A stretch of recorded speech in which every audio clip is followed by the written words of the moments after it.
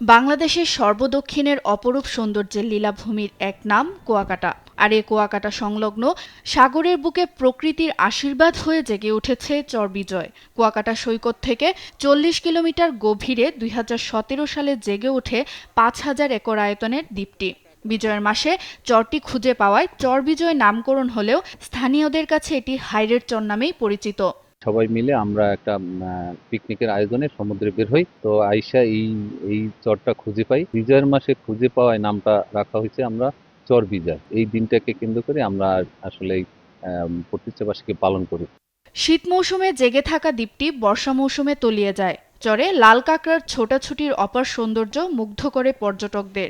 প্রকৃতি যে এত অপরূপ সৌন্দর্যে সেজেছে যা বাস্তবে না দেখলে বোঝা যাবে না। যে পরিবেশটা দেখলাম খুবই অসাধারণ, লাল কাঁকড়া বিচরণ। চরবিজয়ে যদি না যেতাম তাইলে আমাদের ঘোরাটাই অপূর্ণ থাকতো আসলে। আপনাদের সবার উচিত এই জায়গাটায় আসে একবার হলেও ঘুরে যাওয়া। সাগরের বুকে জেগে ওঠা চরবিজয় একদিকে ভ্রমণ পিপাসুদের তৃষ্ণা মেটাচ্ছে, অন্যদিকে লাভবান হচ্ছে স্থানীয় ব্যবসায়ীরা।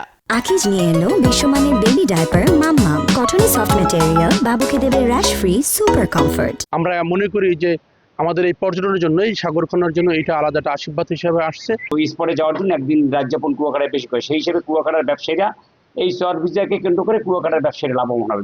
কুয়াকাটা সৈকত থেকে ট্রলার বা স্পিড বোটে ৩০ থেকে ৪৫ মিনিটে পৌঁছানো যায় চরবিজয়ে। শীতকালে পরিযায়ী পাখির ঝাঁকে মুখর থাকে পুরো এলাকা। সম্ভাবনাময় চরটি ঘিরে পরিকল্পনার কথা জানিয়েছে জেলা প্রশাসন। আমরা জেলা প্রশাসনের তরফ হতে এই জায়গাটা কিভাবে ম্যানেজমেন্ট করা যায় সেই আইডিয়াগুলোতে অলরেডি পর্যটন যে কর্পোরেশন আছে তাদের সাথে কথা বলেছে। যারা স্থলে ঘুরছেন তাদের না, ইভেন যারা পানিতে সাঁতার কাটছেন বা যাচ্ছেন তাদের নিরাপত্তা সহ সকল বিষয়ে নির্দেশনা দেওয়া আছে। চরবিজয় এখন কুয়াকাটার গর্ব। প্রকৃতি এ অপরূপ সৃষ্টি দেশের পর্যটনে কী পরিবর্তন আনে সেটি এখন দেখার অপেক্ষায় সংশ্লিষ্টরা। সুপ্রিয়া তৃষা, নিউজ ডেস্ক, দেশ টিভি।